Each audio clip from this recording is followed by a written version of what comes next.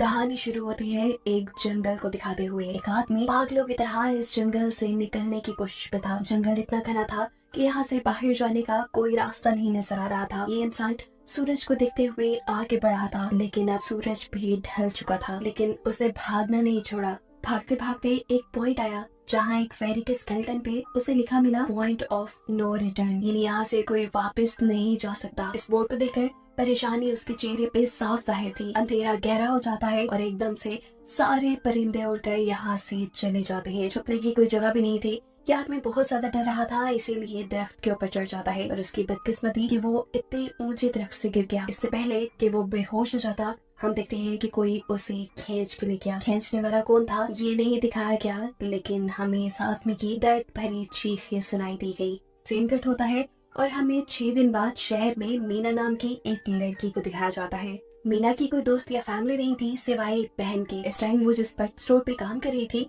उसके बॉस उसे एक पैरट को जू पे छोड़ कर आने का ऑर्डर देते हैं। मीना इस पैरट को उठाकर अपने घर ले जाती है क्योंकि उसे अगले दिन जू जाना था। रात उसने इस पैरट के साथ गुजारी और फिर सुबह होने पर वो इस पैरट को लेकर जू के लिए निकल गई। लंबी सड़क पर चलते चलते एकदम से शायद उसने गलत टर्न ले लिया और वो पहुंच गई जंगल के बीचों बीच। ये वही जंगल था जहां हम पहले एक आदमी को गायब होता देख चुके हैं। पहले तो वो अपनी गाड़ी के जरिए ही इस जंगल के अंदर जाती रही, लेकिन जब उसे यहाँ से बाहर निकलने का रास्ता समझ नहीं आया तो उसे इस गाड़ी से उतरना पड़ा। उसे लगा कि शायद यहाँ करीब कोई होगा जिससे वो मदद मांग ले। वो अपने पैरट को लेकर आगे बढ़ने लग जाती है। अंधेरा भी गहरा होता जा रहा था। एकदम से पहले की तरह ही सभी परिंदे इन दरख्तों से उड़ जाते हैं। मीना को अब डर लगने लगा था क्योंकि जमीन भी जोर जोर से हिल रही थी। उसे अपने करीब किसी के होने का भी एहसास होता है। दूर एक बूढ़ी औरत भाग रही थी। मीना भागते हुए उसका पीछा करती है। वो उसे मदद मांग रही थी, लेकिन वो औरत रुकती नहीं, भागती रहती है। मीना जब उसका पीछा करते करते थक गई तो वो वहाँ रुक गई। उसके रुकने पर बूढ़ी औरत ने उसे आवाज देकर कहा,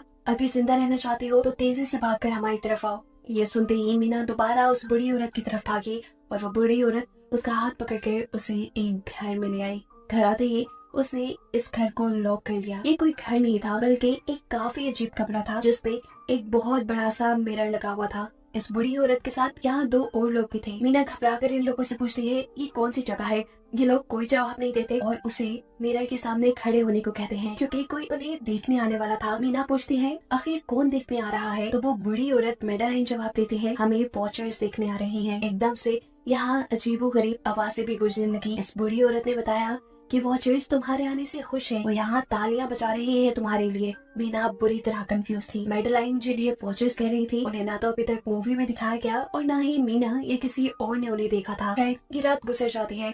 सुबह होने पर ये लोग इस जगह से बाहर निकल आते हैं। मेडलाइन बताती है कि वो वॉचर्स सिर्फ रात में ही बाहर निकलते हैं, दिन के वक्त हम लोग जंगल में आजाद घूम सकते हैं। मीना को इस जंगल में नहीं रहना था, वो यहाँ से निकलने के लिए आगे बढ़ जाती है, पर मेडलाइन कहती है ये तुम्हारा अच्छा फैसला नहीं, इस जंगल से बाहर निकलने का कोई रास्ता नहीं है। रात होने से पहले पहले हमें इस घर में वापस आना पड़ता है। अगर तुम लेट हो गई तो तुम अपनी जान से हाथ धो बैठोगी। मीना किसी की बात नहीं सुनती और अपने पैरट को लिए आगे बढ़ती रहती है। आगे बढ़ने पर उसे भी वही साइन दिखाई दिए, पॉइंट ऑफ नो रिटर्न वाले।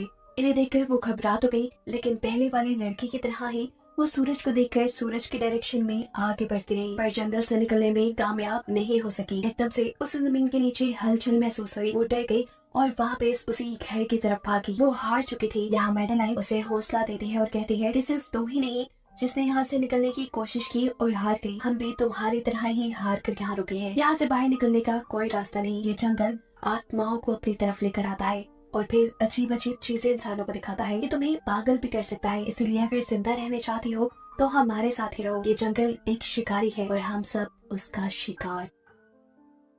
मेडलाइन उसे पॉइंट ऑफ नो रिटर्न वाले काफी सारे साइन बोर्ड दिखाती है जो कि जंगल में गोल दायरे में लगाए गए थे। मेडलाइन बताती है कि ये हमारे घर से आधे दिन के फासले पे लगे हैं। अगर इससे आगे गए तो वापस लौटना मुश्किल हो जाएगा, इसलिए कभी भी ये तुम्हें नजर आए तो तुम इन्हें इग्नोर मत करना। मीना पूछती है ये सब किसने बनाया, तो वो जवाब देती है ये एक प्रोफेसर ने बनाया था। रात हो जाती है। ये लोग वापस उस घर के अंदर आ जाते हैं। हर रात वॉचर्स उन्हें देखने के लिए आते थे। आज की रना मिलर की उनके सामने डांस करती है और कहती है ये सब उन्हें पसंद है। ऐसा नहीं था कि इन चारों को हर रात वॉचर्स के सामने खड़ा ही रहना पड़ता था। ये लोग जो चाहते वो कर सकते थे, लेकिन उनकी तरफ अपनी कमर नहीं कर सकते थे। रात में तो इन्हें सिर्फ वॉचर्स का मसला था, लेकिन दिन में भी इन्हें बहुत मुश्किलों का सामना करना पड़ता था। ये जंगल से हर रोज कुछ न कुछ हंट करके लेके आते थे, जिनसे इनका गुजारा होता था। अगले दिन कीरा और मीना दोनों जंगल में खाना इकट्ठा करने के लिए जाती है। मीना कीरा से सवाल करती है आखिर के वॉचर्स चाहते क्या है। कीरा बताती है मुझे भी कुछ खास नहीं पता, लेकिन मैडेलाइन के पास एक थ्योरी है। उसके मुताबिक ये वॉचर्स हमें देखते हैं, हमें ऑब्जर्व करते हैं, लेकिन अगर हमने इन वॉचर्स को देखा तो हम पागल हो जाएंगे। कीरा अब उसे एक गड्ढा दिखाती है और कहती है ऐसे बहुत से गड्ढे जंगल में मौजूद हैं। दिन के वक्त ये सारे के सारे वॉचर्स इन गड्ढों में रहते हैं और रात में वो यहाँ से बाहर निकल आते हैं। मीना कीरा को बताती है कि उन्हें यहाँ फंसे हुए 6 महीने हो गए हैं। कीरा का हस्बैंड जंगल में रास्ता ढूंढने के लिए निकला है। उसे उम्मीद है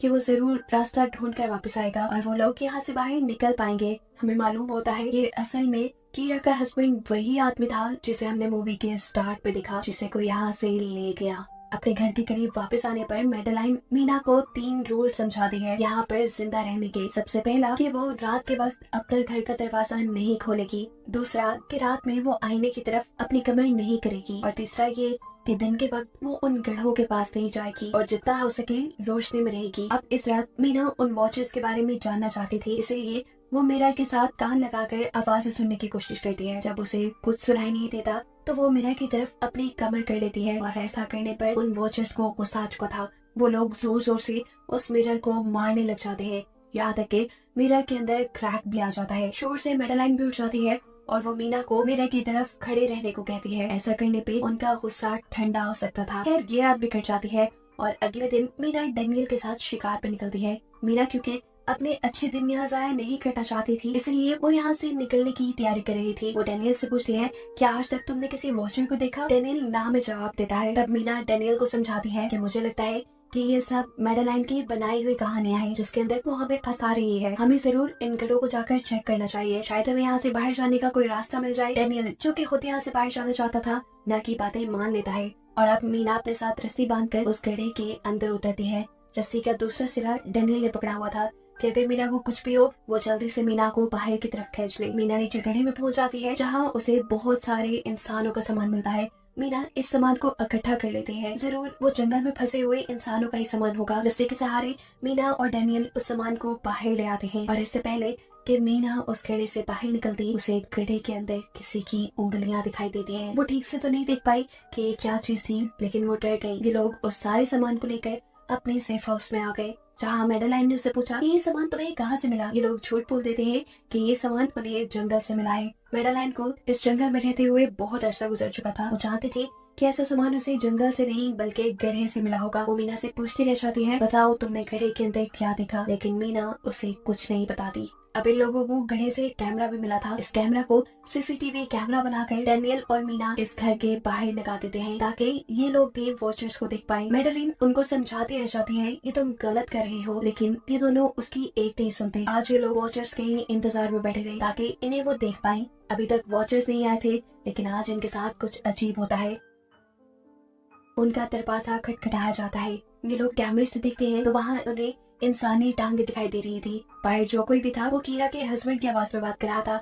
कीरा को लगा कि जरूर उसका हस्बैंड यहाँ से बाहर निकलने का रास्ता ढूंढ आया है। वो जल्दी से उठकर के दरवाजा खोलने के लिए जाती है, लेकिन मैडेलाइन उसे रोक देती है और कहती है तुम ये दरवाजा नहीं खोल सकती, मैं जानती हूँ बाहर तुम्हारे हस्बैंड नहीं है। कीरा को मैडेलाइन की बातों पे यकीन नहीं था, इसलिए मैडेलाइन कहती है तुम इसका इम्तिहान ले लो, तुम मुझसे कोई ऐसी बात पूछो जिसके बारे में सिर्फ तुम या तुम्हारा हस्बैंड जानता हो। कीरा बाहर खड़े हुए इंसान से एक किताब के बारे में सवाल करती है जिसके बारे में उसे पता होना चाहिए था, लेकिन जब बाहर खड़ा हुआ इंसान कोई जवाब नहीं देता तो ये समझ जाते हैं कि ये वॉचर ही है। ये जब दरवाजा नहीं खोलते तो वॉचर इनके बाहर लगाए हुए कैमरा को तोड़ देता है। सभी वॉचर अब गुस्से में आ चुके थे। वो इनके घर के बाहर लगा हुआ शीशा भी तोड़ने वाले थे, लेकिन ये सब लोग शीशे के सामने खड़े हो जाते हैं। उनके ऐसा करने पर वॉचर्स ने शीशा तोड़ना बंद कर दिया और वो इनको मारने नहीं आए। रात इनके साथ ये काफी सारी गलत चीजें हो गई थी, इसीलिए डेनियल और मीना ने डिसाइड किया कि वो मैडेलाइन को सच बता देंगे कि वो गड्ढे में गए थे। और इस बात से वो बहुत ज्यादा गुस्सा हो जाती है कि उन्होंने एक रूल तोड़ दिया था। मैडेलाइन उस गड्ढे से लाया हुआ सारा सामान उठाकर वापस उसी गड्ढे में फेंक देते हैं और अब ना चाहते हुए मीना भी यही रहने वाली थी। वक्त गुजरता गया, मौसम भी बदल गया। सर्दी आ गई थी, लेकिन अभी तक ये लोग यही फंसे थे। मीना हर रोज यहाँ से बाहर निकलने वाले रास्ते की तलाश में जाती थी, लेकिन उसे कोई रास्ता नहीं मिलता था। उसने एक नक्शा भी बनाया था। उसे यकीन था कि कभी तो वो ये नक्शा पूरा कर ही लेगी। सर्दियों की वजह से इन्हें खाना भी ठीक से नहीं मिल रहा था और खाना ना मिलने की वजह से इनकी दिमागी हालत खराब होती जा रही थी। और इसी सब में मेडेलिन और डैनियल का झगड़ा हो जाता है। उसे में वो मेडेलिन के साथ साथ मीना को भी बाहर ही छोड़ के कीरा को सेफ हाउस में ले जाकर लॉक कर देता है। अंधेरा भी होने वाला था। मेडेलिन और मीना बहुत दरवाजा खटखटाती है। डैनियल की मिन्नतें करती है कि प्लीज ये दरवाजा खोल दो, लेकिन वो दरवाजा नहीं खोलता। फिर अंधेरा भी हो गया और मजबूरन इन्हें अपनी जान बचाने के लिए एक घने दरख्त के नीचे खड़ा होना पड़ा। अब तो इन्हें वॉचर्स के आने की आहटें भी सुनाई दे रही थी। इस टाइम मीना और मेडेलिन के साथ हम ऑडियंस को भी इन वॉचर्स की एक झलक दिखाई जाती है। ये लोग लंबे लंबे, पतले और खतरनाक थे। अपने घरों से निकलकर ये सब इंसानों को देखने के लिए इस सेफ रूम तक पहुंचते हैं। और जब ये लोग देखते हैं कि मीना और मेडेलिन वहाँ नहीं है, तो उनको खाने के लिए ये लोग जंगल में उन्हें ढूंढने लग जाते हैं। और इनके रिचर्स के दूर जाते ही मीना और मेडेलिन को मौका मिल जाता है दोबारा अपने सेफ हाउस तक आने का। इस मर्तबा वो जोर जोर से दरवाजा खटखटाते हैं और आखिर डैनियल उनके लिए दरवाजा खोल ही देता है। ये लोग घबराए हुए थे क्योंकि इन लोगों ने अब वो क्रिएचर देख ली थी। मेडेलिन इन सबसे आकर कहती है कि मैंने तुमसे झूठ बोला था कि मैं यहाँ पे फंस गई। असल में मैं इन्हीं क्रिएचर्स की तलाश में यहाँ आई थी, क्योंकि मैंने किताबों में पढ़ रखा था कि ये सारे क्रिएचर्स परियां हैं, फेरीज हैं। लेकिन यहाँ आकर मैंने जब इन्हें देखा तो मुझे पता चला कि ये तो मॉन्स्टर यानी राक्षस है और साथ ही साथ काफी अक्लमंद भी। ये लोग भेस बदल सकते हैं। मैंने जिसको देखा था उसने बिल्कुल मेरे जैसा ही अपना रूप बना लिया था, बस उसके बाल थोड़े बिखरे हुए और आंखों के नीचे गड़े थे। मैंने उनकी इन हरकतों से अंदाजा लगाया कि वो हम जैसा बनने के लिए हर रोज कुछ सीखते हैं, इसीलिए ये हर रोज आकर हमें ऑब्जर्व करते हैं और जो जो काम हम करते हैं वैसे ही काम ये लोग करने लग जाते हैं। इनकी इन्हीं बातों की तरह दोबारा दरवाजे पे खटखटाहट होती है। ये क्रिएचर्स अब इन्हीं की तरह बोल रही थी। वो अंदर आना चाहती थी लेकिन ये दरवाजा नहीं खोल सकते थे। अगर ये दरवाजा ना भी खोलते फिर भी क्या हो जाता, उनके क्रिएचर्स में इतनी ताकत थी कि वो इस लोहे के दरवाजे को तोड़ के अंदर आ जाए। इन लोगों को कहीं छुपना था। सभी को कुछ समझ नहीं आ रही थी, पर अचानक डैनियल की नजर फर्श पे पड़ती है। यहाँ फर्श थोड़ा ऊपर नीचे था। वो जैसे ही कारपेट उठाकर दिख रहा है तो नीचे एक बंकर था। ये लोग बिना उत्साह किए उस बंकर का दरवाजा खोल के उसके अंदर चले जाते हैं और फिर बंकर बंद कर लेते हैं। ये लोग इस चीज से हैरान थे कि ये बंकर इतने अरसे से यहाँ था और इन लोगों को पता भी नहीं चला। इस बंकर के नीचे बहुत फैसिलिटीज थी, हजारों दिन का खाना, बहुत सारे टीवी, टेक्नोलॉजी और भी बहुत सा जरूरत का सामान रखा था। मीना जानना चाहती थी कि आखिर ये जगह किसने बनाई, इसीलिए वो इस कंप्यूटर को ऑन कर लेती है। इस कंप्यूटर में इंटरनेट तो नहीं था लेकिन बहुत सा डाटा सेव था, जिसे खोलने पर इन्हें पता चलता है कि ये सारी जगह डॉक्टर मार्टिन ने बनाई थी। ये असल में प्रोफेसर को इन क्रिएचर्स के बारे में पता था। वो इन क्रिएचर्स पर रिसर्च करना चाहता था, इसलिए उसने ये बंकर बनाया था। वो इस बंकर में रहता था। पैसों का लालच देकर वो दूसरे इंसानों को यहाँ लेकर आता था और रात के वक्त उन्हें ऊपर रूम्स में छोड़कर खुद इस बंकर में आकर छुप जाता था और वो मॉन्स्टर फिर उन इंसानों को खा जाया करते थे। अपनी सारी रिसर्च के दौरान डॉक्टर मार्टिन बताते हैं कि ये क्रिएचर कोई मॉन्स्टर नहीं बल्कि असल में फेरीज थी जो पहले इंसानों के साथ रहती थी, लेकिन फिर इंसानों ने इन्हें धोखा दिया। इन्हें यहाँ जंगलों में फंसाकर वो यहाँ से निकल गए और काफी साल जमीन के नीचे रहने की वजह से इनका जादू और इनके पैर चले गए। डॉक्टर मार्टिन बताते हैं कि सारी रिसर्च के दौरान उन्हें एक सबसे अलग फेरी मिली जो रोशनी में भी उन गढ़ों से बाहर आ सकती थी। वो अच्छी थी, उसे डॉक्टर मार्टिन को मारा नहीं। डॉक्टर मार्टिन उसे यहाँ ले आया। वो फेरी मार्टिन के साथ रहकर सब कुछ सीख गई, लेकिन थोड़े अरसे बाद इन दोनों के अंदर कोई लड़ाई हो गई। इस कंप्यूटर में बहुत सी वीडियोस थी और हर वीडियो में डॉक्टर मार्टिन ने कुछ न कुछ बताया हुआ था। मीना बस ये जानना चाहती थी कि आखिर में क्या हुआ, इसीलिए वो सबसे आखिरी वीडियो प्ले करती है जिसमें वो देखती है कि प्रोफेसर खुद को और उस फेरी को मारने वाले हैं। मरने से पहले वो इस जंगल में फंसे हुए लोगों के लिए यहाँ से निकलने का रास्ता बता देता है और कहता है कि शाम में जिस डायरेक्शन में परिंदे भागते हैं उसी डायरेक्शन में भागने से वो लोग इस जंगल से निकल सकते हैं।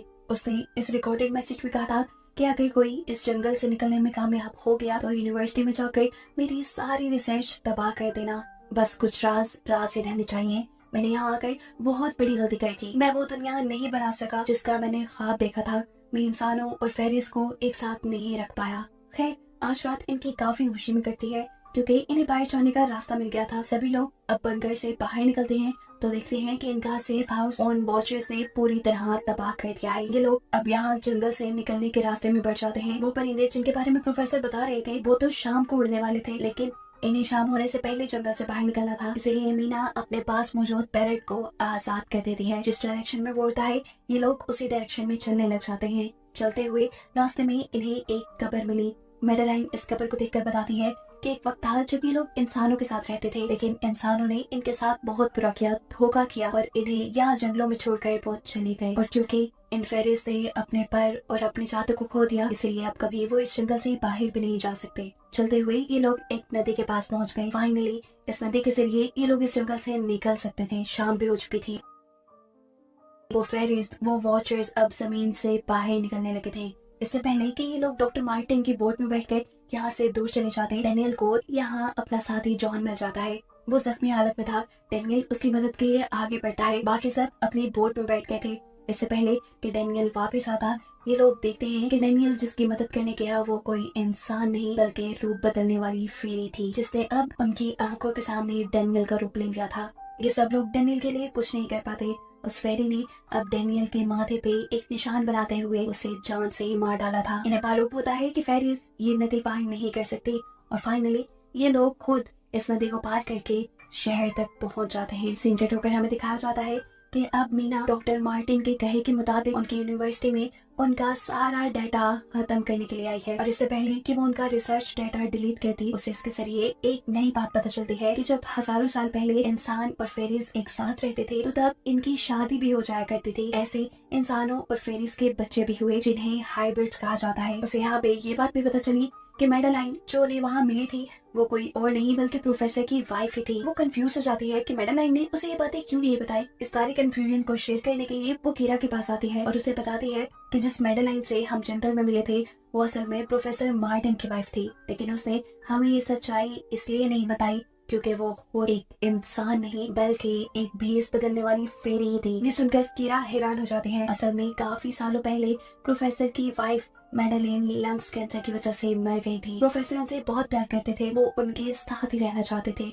और फिर प्रोफेसर को पता चला इन भेस बदलने वाली फेरीज के बारे में। अपनी वाइफ की फोटो दिखाते हुए उसने उस फेरी को मेडेलाइन जैसा बना दिया। अभी ये सारी बातें मीना बता ही रही थी तो एकदम से उसे पता चला कि वो ये सारी बातें कीरा को नहीं बल्कि मेडेलिन को ही बता रही है, जिसने इस वक्त कीरा का भेस बदला हुआ था। जैसे ही असली कीरा यहाँ आती है मेडेलिन उसे बेहोश कर देती है, जिसके बाद वो फौरन मीना पे हमला करने के लिए आगे बढ़ती है ताकि उसका राज राज ही रहे। इससे पहले कि वो मीना को मार देती, वो उसे कहती है मैं इकलौती थी जो जंगल में सबसे अलग थी। वहाँ सारी फेरीज मेरा मजाक उड़ाती थी, मैं दिन के वक्त भी बाहर निकल सकती थी। इसी गुस्से में उन्होंने मुझे वहाँ से बाहर निकाल दिया। तब मीना उसे कहती है तुम अलग नहीं थी, तुम बहुत ज्यादा खास थी। असल में तुम हाइब्रिड हो, आधी इंसान और आधी फेरी हो। इसी वजह से तुम फेरीज के साथ भी रह सकती हो और इंसानों के साथ भी, और यही वजह है कि तुम उस जंगल से बाहर निकल आई। मीना के सारा सच बताते ही एकदम से मेडेलिन के पास उसके पैर और उसके जादू वापिस आ जाता है, जिसके बाद वो मीना को यही छोड़कर यहाँ से उड़ जाती है। अब कहानी